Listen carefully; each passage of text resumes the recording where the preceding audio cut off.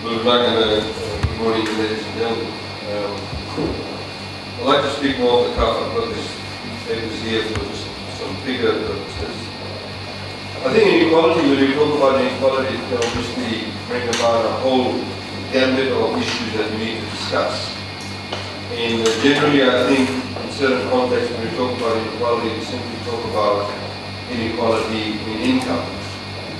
But I think inequality has a more fundamental aspect to it, and that is to do with aspects of your legal rights, right to legal advice, your ability to be legally treated equally as everybody else in the society, and the ability to have recourse if there is some form of breach of those rights. And that is very critical, as both the speakers have spoken about, that when we have inequality, it does lead to or can lead to social unrest. A country where we've had 3 coups, then you have a 4th removal of government, one would argue and say there must be something fundamentally wrong or symptomatic of perhaps inequalities that exist in society itself. Now, some people, however, when they do carry out an analysis of inequality in Fiji, carry out that analysis without regard to those very fundamental issues. So they will simply only talk about wage rates. They will simply talk about, well, wages need to be increased, or that VAT needs to be got rid of, or that the price of goods must come down. As we know that in society, things don't operate in isolation. Everything is connected. You can, for example, have, and as a recent example, we've been doing budget consultations. We met, for example, with for the first time students who are in high school. Nearly 70% of our population is below the age of 40.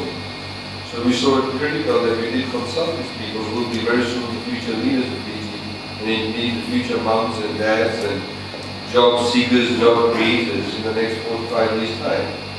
We also had consultations with the persons from the various disability organizations. So we had, for example, on Monday in Matoka, we had a gentleman who's deaf, and he works in a factory, but he was telling us that he actually does not get paid the same rate as people who are not deaf. Now, his output is the same, he does the same job, but they feel that they should not pay him the same rate.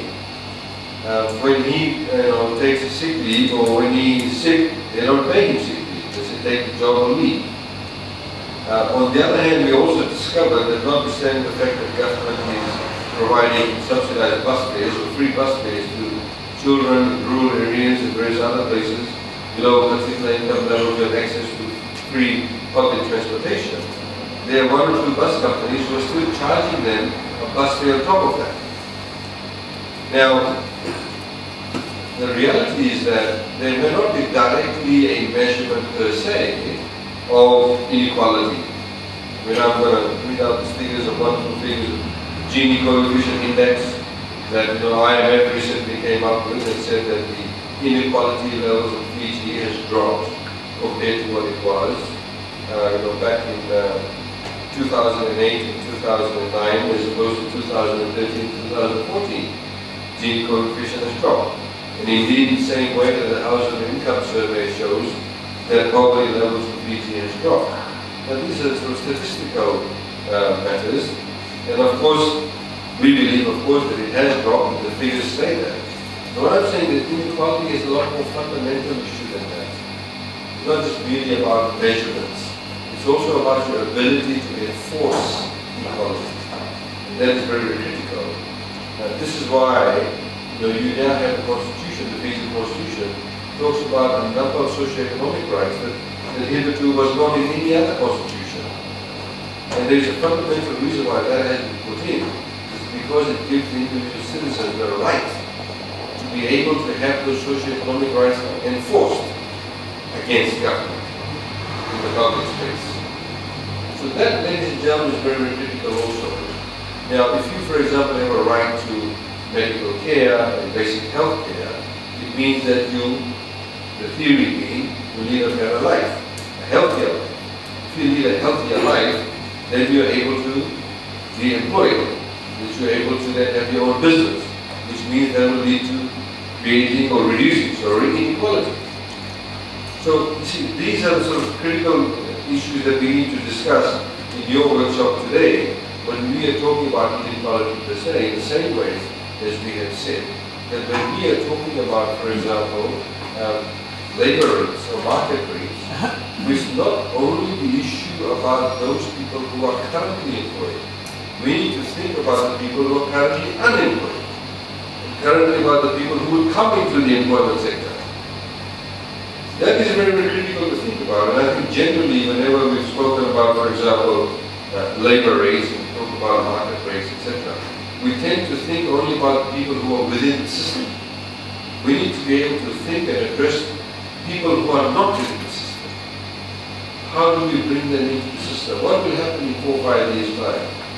In the same way, many countries, for example, make different policies based on the demographic distribution, the age distribution within the demographics. So we have a very young population. A country like Japan obviously is a different challenge. They have an aging population, or maybe even Australia for that basis. So their policies will be geared differently. So whether you're talking about an increased retirement age or you're talking about decreased retirement age, it all depends on the needs of that specific society. And you cannot have one size fits all. Again, we've had also issues in Fiji when we have been measuring inequality or looking at income distribution.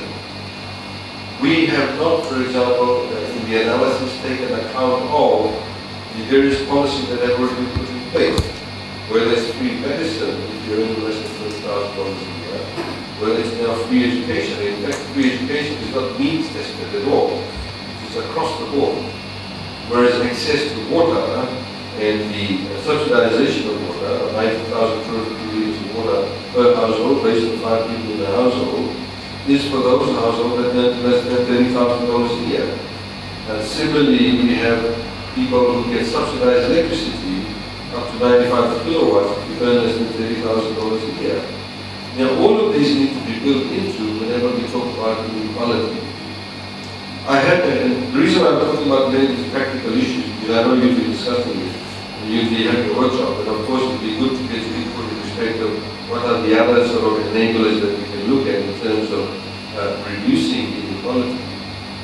What I find generally in the discourse, the mainstream discourse when we discuss inequality, is we have to realize that the country, this is very, very topical at the moment, the budget is going to be delivered next week, is that we have to realize that every country needs a source of revenue. And every country needs to spend money also.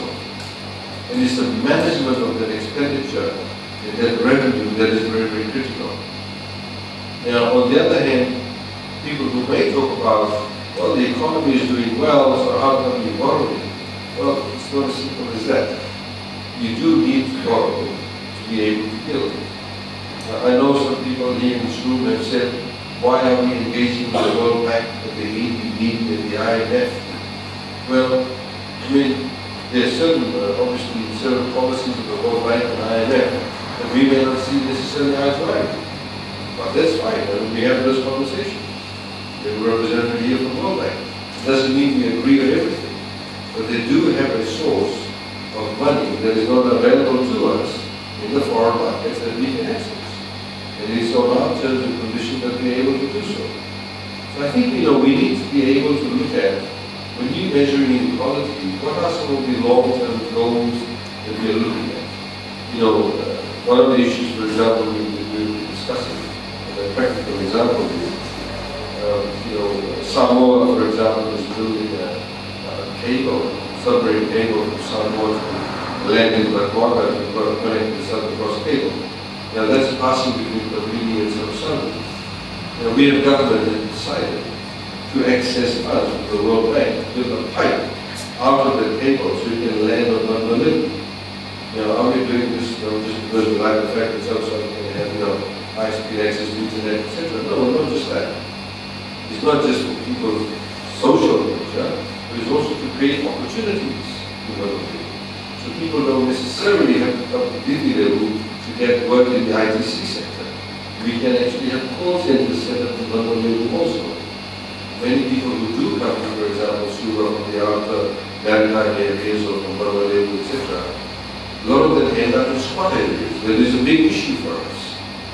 Housing is a big issue for us. And unfortunately, the housing issue, like many other issues such as access to tertiary, full tertiary medical care, is something that cannot be resolved overnight.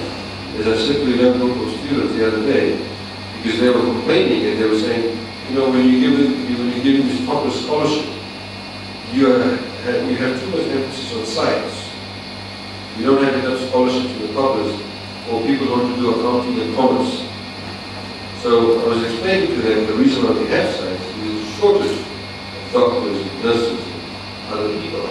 In the same way, any one of us at the moment now in this room has a heart attack, which all of us are 1 or 2. There's nobody in Fiji at the moment who can carry out open heart surgery on us. There's nobody.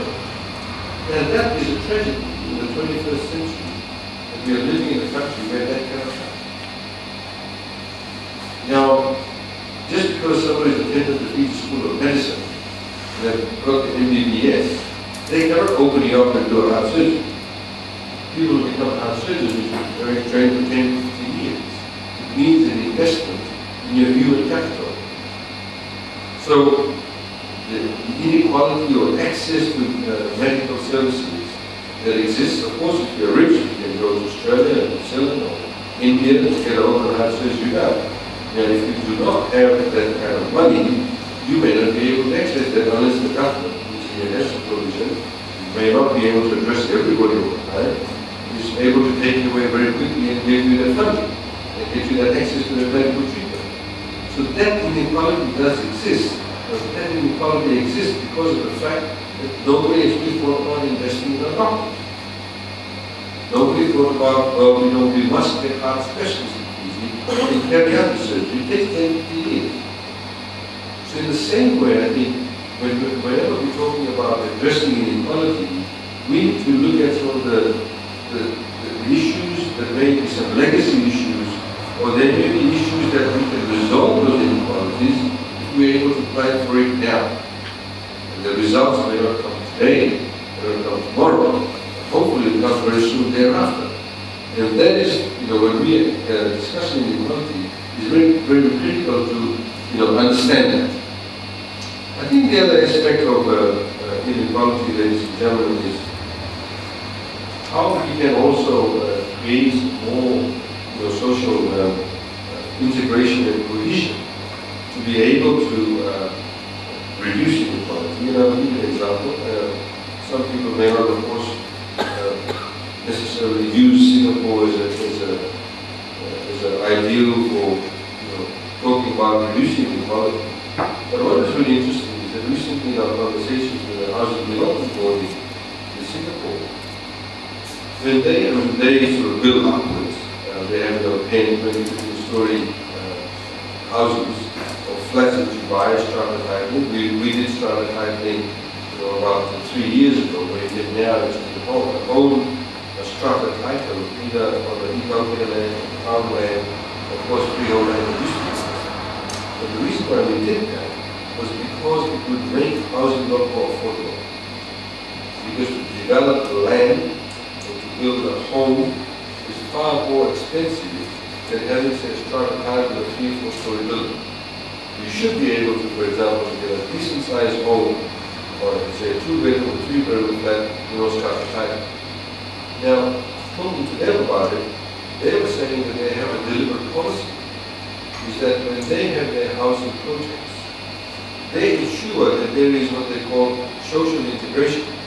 And their social integration is, so we don't have, for example, one area saying, this is all, the trendy word for low-cost housing is affordable housing.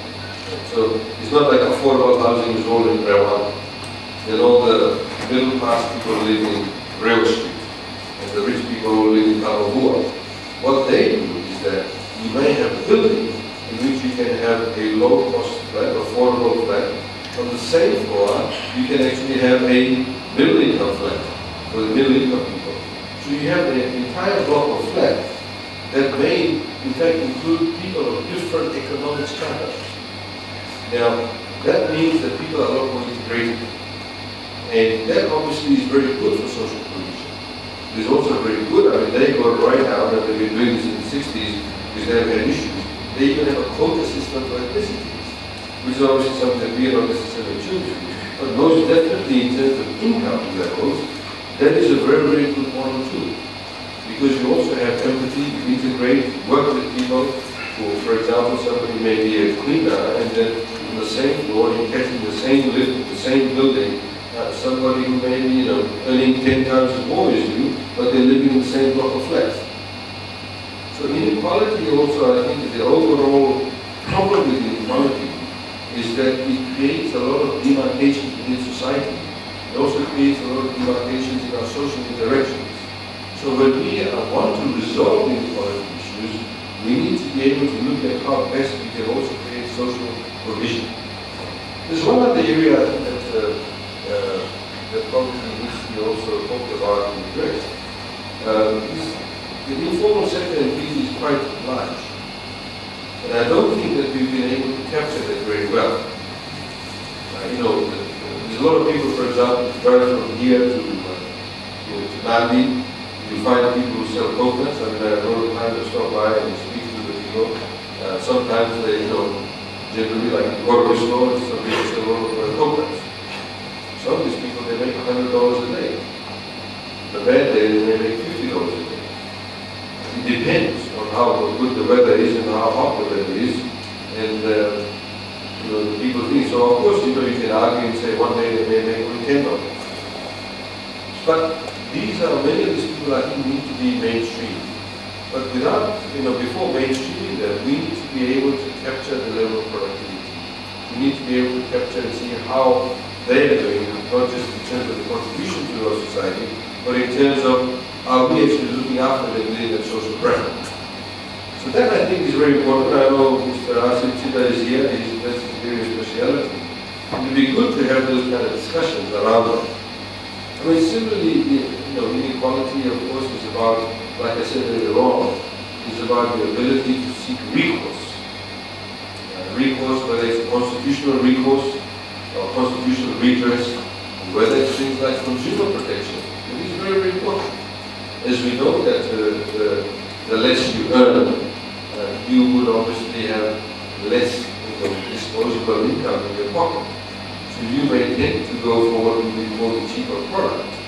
But we also need to make sure that when you buy the cheaper product, that cheaper product is of a particular quality, and that even if the particular product is faulty, we have the ability to have the recourse. Now, that is very critical because people may not realize that and simply see that as a one transaction between a vendor and a purchaser, or a supermarket or a hardware store or a white goods store and the consumer. But no, it is wide implications too. So this is why we need to ensure that when we are discussing equality, we look at all of these aspects pertaining to the rights of individuals to be able to seek redress and recourse. We have many issues, for example, we've had in the past, also pertaining to complaints in the medical sector. And I'm happy to tell you that we're working on a number of projects and we hope to announce to you just simple things like a proper complaint mechanism, a proper phone number to call, the ability to know that we do lodge a complaint, it will follow a particular protocol, and that you will get a response within a particular time. These aspects are very, very important because it also creates a sense of belonging to society. Because at the end of the day, when you have inequality, whether it's financial, whether it's legal, or your sense of social inequality, that obviously creates a major fault line within the country. And I think that's something that we need to avoid. This is why there's a lot of emphasis on that. We are now mainstream organizations, including organizations like IMF and World are moving away from traditional measure of GDP per capita. We need to look at other denominators in terms of assessing how well individuals are doing within our society. And as has been said earlier on, of course, there are more inequalities in other countries than some of the others. The recent survey that was done by IMF, out of more than I think about a dozen, if not more, countries, more than a dozen countries that were assessed in what they call the Asia Pacific region, including countries like India, China, Australia, New Zealand, Fiji, Malaysia. Fiji was only one of the 4 countries where inequality had in fact decreased. Many of the fast-growing economies or the emerging economies, the growth rate is quite rapid. The inequality also was quite rapid too. So we need to move away from the trickle-down approach. Certainly the government's approach is not sort of trickle-down growth. We don't believe in that. The same way, I think one of the former presidential candidates has said that Trump's policies trickle down racism. We obviously don't want that trickle down feature in our country. This is why we need to have more targeted assistance to specific groups to ensure the 2 things is that you reach the right audience, and secondly, your limited resources are actually used to the maximum. And that is very critical, because as a country, as a developing country, we have a lot of vulnerabilities.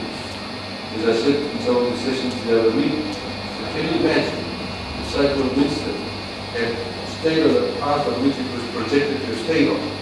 If it had hit Sula and hit Cebu and Malacca, where nearly a third of the population of Fiji lives, taken out most of the homes, a lot of the squat areas would have gone down, a lot of the factories probably would have gone down, and stayed on the path through the interior of the lagoon, which meant because the size of the eye, it would have taken out the coral coast, swiped its way through Nandi, it would have taken out the tourism industry. What would have been our economic position then? What would have been our financial position then? We probably won't be here, we would be in some emergency home till now. And that is the reality. So our vulnerability, ladies and gentlemen, must always be remembered. Our vulnerability, you can have one single climatic event that can take you down and set you back for decades. So I think, when we are discussing inequalities and looking at various factors, we need to take a holistic approach. Fundamentally, this is what I'm saying this morning. We need to take a holistic approach in terms of our measurements, in terms of our assessment, in terms of the solutions we want to offer to reduce inequality in the future. So, ladies and gentlemen, with those few words, I hope I've given some food for thought. We have, of course, Nilesh here, who's around, and also the Deputy Permanent Secretary for Planning, who's also around, many speakers. I see with the Fiji Bureau of Statistics Statistician is also here, the PSPMO is here, so in terms of accessing information you want, they can of course provide you with information. Because I think it is very, very important to have a very collaborative approach in terms of addressing this particular issue of inequality that we all committed to